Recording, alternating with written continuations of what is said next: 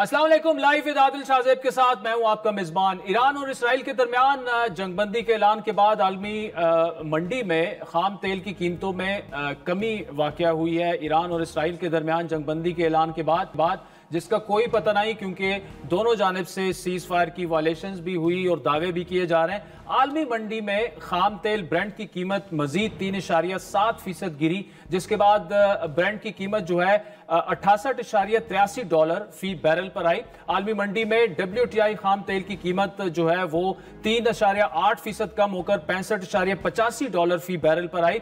लेकिन इससे पहले ईरानी जोहरी तंसीबात पर अमरीकी हमलों के बाद ईरान की पार्लियामेंट ने अपनाए हुर्मुज को बंद करने की मंजूरी दी थी, जिसके बाद पाकिस्तान समेत खित्ते में ऑयल की किल्लत का खतरा मंडलाने लगा और पाकिस्तान में तेल की कंपनीज जो हैं योमिया फरोख्त से ज्यादा पेट्रोल देने पर उन्होंने पाबंदी लगा दी। लेकिन वफाकी वजीर बराए पेट्रोलियम अली परवेज मलिक ने अपने एक बयान में यह कहा था कि मुल्क में पेट्रोलियम मसनूआत के मुनासिब स्टॉक्स वो हमारे पास मौजूद है।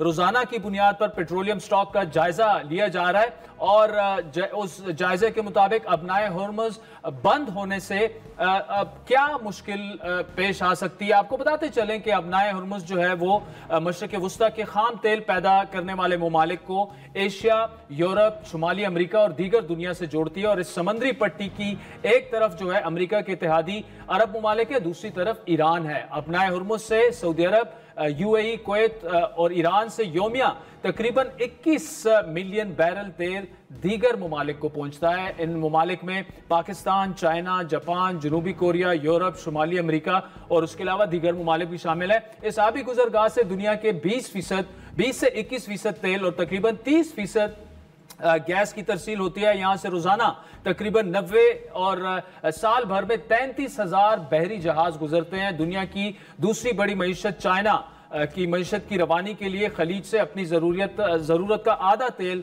मंगवाता है, जबकि जापान यहां से 95% और जनूबी कोरिया 71% तेल इसी रास्ते से वो दरामद करते हैं। अपनाए हुर्मुज से ये तीनों ममालिक खलीजी ममालिक को गाड़ियां और इलेक्ट्रॉनिक सामान की तरसील भी करते हैं। अब जो जंग अभी तक हो चुकी है उसका इकोनॉमिक इम्पैक्ट जो है वो अभी तक क्या हुआ, और खुदा ना ख्वास्ता अगर सीज फायर जिस तरह से वायलेशन दोनों जानिब से हुई, अगर ऑल आउट वॉर की तरफ दोबारा ये मामला चला जाता है तो फिर क्या होगा। तमाम मामला पर बात करेंगे। हमारे साथ मौजूद होंगे साबिक वजीर खजाना डॉक्टर मिफ्ता इस्माइल, इस वक्त हमारे साथ मौजूद हैं माहिर मशरिक़ वुस्ता उमूर प्रोफेसर अदील मलिक और दिफाई उमूर के मारूफ तजियाकार ब्रिगेडियर रिटायर्ड राशिद वली साहब। प्रोफेसर अदील मलिक साहब, thank you so much for joining us. जब ये कॉन्फ्लिक्ट शुरू हुआ तो आपसे तफसीली गुफ्तगू हुई। अब सीज फायर हो चुका है, लेकिन एक दफा फिर दोनों जानिब से वायलेशंस और उसकी बातें हो रही हैं। किस जानिब ये मामला आप जाते देख रहे हैं, और दूसरा अमेरिका का अपने आप को एक तरीके से डिस्टेंट करना, इसराइल की मजम्मत करना, कैसे देख रहे हैं आप इसको सर? देखिए, एक तो हमेशा ये होता है कि जब भी सीज फायर होती है तो इसराइल की कोशिश होती है कि वो एक अपर हैंड उसका रहे। तो मेरे ख्याल में कोई एक मिसाइल जो था वो ईरान से आ रहा था, वो उस सीज फायर के टाइम के बाद आया, तो इसराइल ने उसको एक बहाना बना के तो एक और अटैक लॉन्च कर लिया। लेकिन जो प्रेसिडेंट ट्रंप का रिएक्शन है वो बहुत ही सख्त है, और उन्होंने खास तौर पर नेतन्याहू साहब को फोन करके और उनको कहा है कि फौरी तौर पे सीज फायर होनी चाहिए, जो भी जहाज हवा में है उनको वापस भेजा जाए। तो मुझे ये महसूस हो रहा है कि अमेरिका के अंदर एक खास तरह की तकसीम है इस पूरे मामले में। मुझे लगता है कि उसे घसीटा गया ईरान के मामले में, और जाहिर है जो लॉबीज काम करती हैं उनको डिफाई करना बहुत मुश्किल होता है। तो चुनाचे अमेरिका ने फौरन जहाज भेजे, B-52 बॉम्बर भेजे, लेकिन फौरी तौर पे इस चीज़ की रियलाइजेशन है कि हम इस जंग में बहुत देर तक नहीं रह सकते। और ख़ासकर जो इराक वॉर में की जो हिस्ट्री है, उसकी जो तारीख है, वो बार बार आपको न्यूयॉर्क टाइम्स में, फाइनेंशियल टाइम्स में दोहराई नजर आती है, क्योंकि अमेरिका में ये बहुत ज़्यादा ख्याल पाया जाता है कि हम अगर एक और जंग में शामिल हो गए तो अमेरिका को बहुत ज़्यादा नुकसान और हज़ीमत उठाना पड़ती है। तो ट्रंप की अपनी जो कंस्टिट्यूएंसी है, मेक अमेरिका ग्रेट अगेन, जिसको मागा कहा जाता है, वो भी इसके खासा खिलाफ है। तो अमेरिका में इस वक्त जो माहौल है वो किसी बहुत तवील लंबी जंग का माहौल नहीं। इसलिए आप देख रहे हैं कि ट्रंप साहब जो है वो कोशिश कर रहे हैं कि जल्द अज जल्द इस चीज से बाहर निकला जाए। जी, राशिद वली साहब, बहुत शुक्रिया, थैंक यू फॉर ज्वाइनिंग। ये बताइएगा कि Iran was up against Israel, एक मिलिट्री माइट है, दूसरी जानिब America super power military might. जिस तरीके से वो लड़े और जिस तरीके से इजराइल में उन्होंने अपने अहदाफ को निशाना बनाया, अगर प्योरली मिलिटरीली इसका आप एनालिसिस करें तो कैसे करेंगे? देखिए, प्योरली मिलिटरीली तो बड़ा डिस्पैशनेट आपको एनालाइज करना चाहिए चीज़ें। और शुरू से ये deck was heavily loaded against Iran और उनके पास बड़ी महदूद ऑप्शंस थी। एयरफोर्स थी नहीं, नेवी ना होने के बराबर है। उसके बाद ले दे के ये बैलिस्टिक मिसाइल थे, कोई हाइपरसोनिक को जिसके बारे में बातें हो रही थी उस तरह की मिसाइल भी उनके पास नहीं है। एक्चुअली ये बैलिस्टिक ही हैं जो कि जब एक्सो एटमॉस्फेरिक से वो उनका आता है दोबारा ballistic trajectory inside the atmosphere, तो वो हाइपरसोनिक की स्पीड पे आ जाते हैं। मगर ऑल सेड एंड डन उन्होंने अपने रिजॉल्व का तो मुजाहरा किया। अब जो कुछ उनके पास था वो इजराइल पे उन्होंने हल किया। ये एक प्राउड कौम के उसका रिजॉल्व का तो मज़र है, मगर मिलिट्री स्ट्रेटजी वाइज ये कुछ ज़्यादा मौसर साबित नहीं हुआ, क्योंकि देखिए वो multiple layers of air defence उसके अंदर से आके जब वो मिसाइल हिट करते थे, तल अवीव पे तो कोई खातिर खा वो नुकसान नहीं कर पाए। उसके बाद वो कुछ उन्होंने हैफा के रीजन बीर शाबा में आज वो कुछ नुकसान किया, रेजिडेंशियल इलाकों में उससे इज़्तिराब और पैनिक काफ़ी फैला, मगर कोई मिलिटरीली इजराइल को ज़्यादा जक नहीं पहुंची। ज़्यादा नुकसान इसमें ईरान का हुआ, क्योंकि ईरान पे जब इजराइल ने पे दर पे अटैक किए तो वो पहले डिकैपिटेटिंग स्ट्राइक था, इनसाइडर जॉब था, एक नेटवर्क था स्पाइस का, ईरान की सरजमीन से एक बेस बन चुका था और उसमें बहुत से ऐसे फैक्शंस हैं, अभी मुजाहिदीन खल्क है और दीगर डिसअफेक्टेड हैं लोग जो विन ओवर हो जाते हैं इंटेलिजेंस एजेंसीज के, और वो किरदार अदा करते हैं इनसाइडर स्पाइंग। तो आपने देखा कि वो बिल्कुल पिन पॉइंट एक्यूरेसी से जो लीडरशिप को उन्होंने अटैक किया था पासदारान इनकलाब और उनकी फौज की, तो वो रेजिडेंशियल इलाके में हालांकि थे और वो भी एक स्ट्रेटजी थी कि घुल मिल जाएं ताकि वहाँ पे मिसाइल नहीं आएगा, मगर वो मिसाइल सिर्फ बिल्कुल पिन पॉइंट एक्यूरेसी से उन्हीं टारगेट्स तक पहुंचा, दीगर को इसने नुकसान ज़्यादा नहीं किया। इसका मतलब ये है कि इनसाइडर जॉब था। और फिर जो फर्दों पे बमबारी हुई, उसके बाद नटान्स पे हुई, अड़क पे हुई, तो बड़ा नुकसान पहुंचा उनका। तेहरान में एक रिफाइनरी को नुकसान पहुंचा, अहवाज में जो उनका तेल की तनसीबात हैं उसको जक पहुंची है। अब जब अमेरिका बीच में आया, फरीक बना, तो B-2 बम्बार तैयारों ने जो नुकसान पहुंचाया वो सैटेलाइट इमेजरी के जरिए, तो कंक्रीट के आपको पैनल साफ नजर आते हैं, विच मीन्स कि ये डीप बरोइंग मिसाइल है। जब अंडरग्राउंड जाके एक्सप्लोजन होती है तो जाहिर है नीचे जो सारा वो सिस्टम था सेंट्रीफ्यूजेस का उसको नुकसान हुआ। मगर जो बॉम्ब डैमेज असेसमेंट है वो जब तक satellite imagery alone is not sufficient, वो ऑन ग्राउंड जाके जब उसको इंश्योर ना किया जाए कि क्या क्या डैमेज हुआ है, ताबकारी की तो कोई इतला नहीं दी अभी तक IAEA ने। इसका मतलब ये है कि जो अफसूदा शुदा यूरेनियम थी वो कैस्केड्स में वहाँ से वो रिलोकेट हो गई है। अब वो कहाँ हुई है वो किसी को कुछ उसका इल्म नहीं है।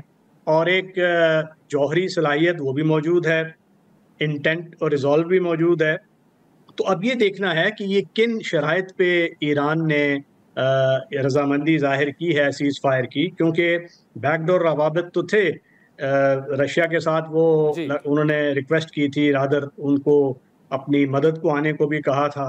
चीन के साथ रवाबित थे, अमेरिका के साथ उनके रवाबित थे, और ये इंडिया शुरू दिन से ईरानी क़यादत दे रही थी कि आप हम जब तक हम पे बमबारी रोकी नहीं जाएगी हम नहीं रोकेंगे। तो इनडायरेक्टली इसका कहने का मकसद था कि वो सीज फायर की तरफ आना चाहते, मगर किन शराइत पे, क्या वो इजराइल की जो शर्त है कि जो यूरेनियम की जो अफसूदगी है उससे दस्तबरदार हो जाए, क्या उस पर तैयार हैं, या जो उनकी ख्वाहिश है कि वो पीसफुल न्यूक्लियर पर्पसेस के लिए जो उनका प्रोग्राम है अफसूदगी का वो जारी रखें और IAEA की सेफ गार्ड्स में आ जाएं, कोई वाया मीडिया निकले और कोई काबिल कबूल हल निकले जो अमेरिका को भी काबिल कबूल हो, उसको इजराइल को भी और ईरान को। मगर मुझे लग ऐसे रहा है कि नेतन्याहू की ख्वाहिश है कि ये रेजिम चेंज की तरफ मामला जाए, और लगातार इस जंग जी। का फैलाव वो उनके इलेक्टोरल प्रोस्पेक्ट्स के लिए भी और मुफीद उनका है। उनका और ब्रिगेडियर अब वो साहब, बिल्कुल उनका उनका बुनियादी मकसद भी जो उन्होंने एग्रेशन की ईरान पर, वो यही था। प्रोफेसर साहब, यही सवाल मैं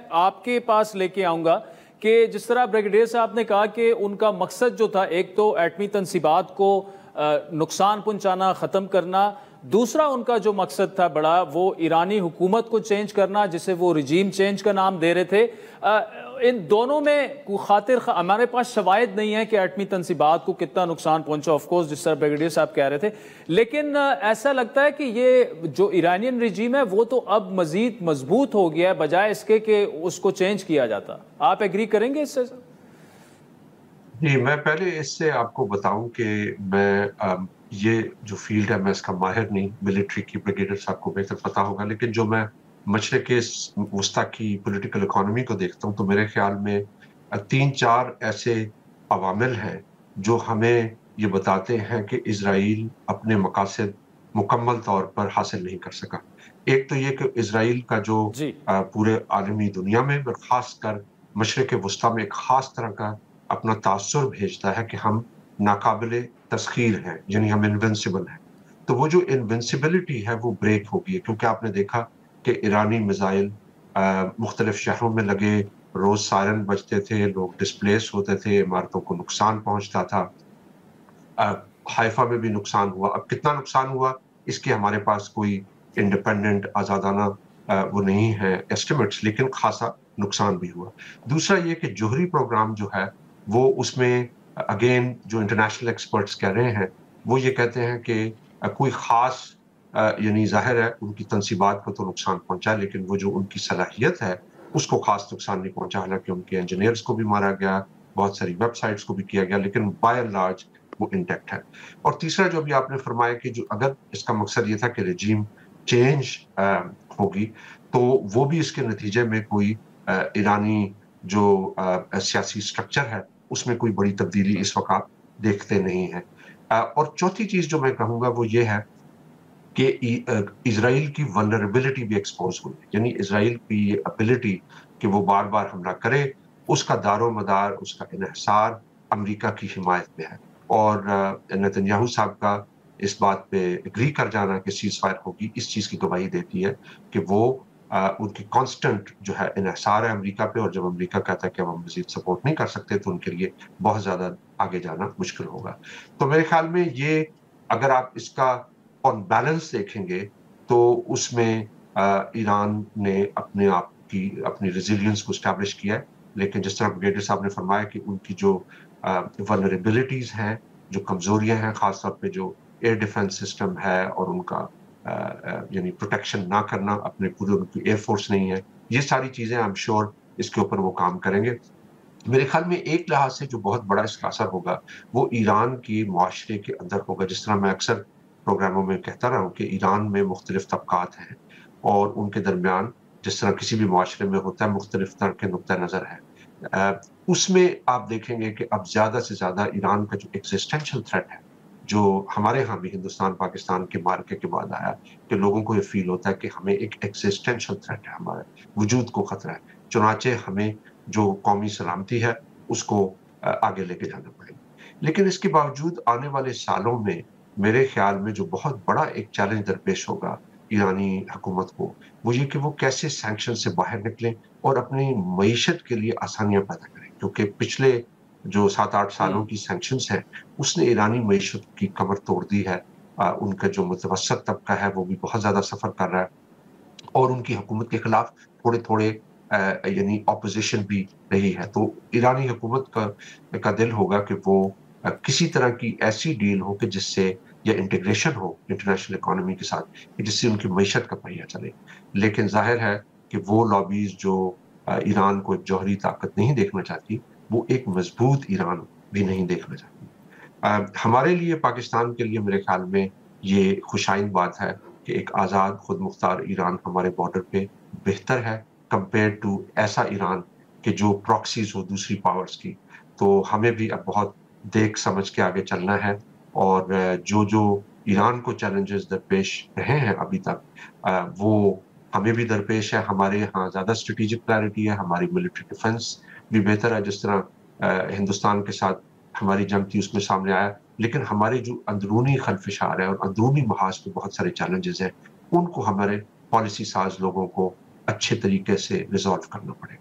नाज़रीन, वक्त हो जाता है एक ब्रेक का, जिसके बाद ये गुफ्तगू जारी रखेंगे।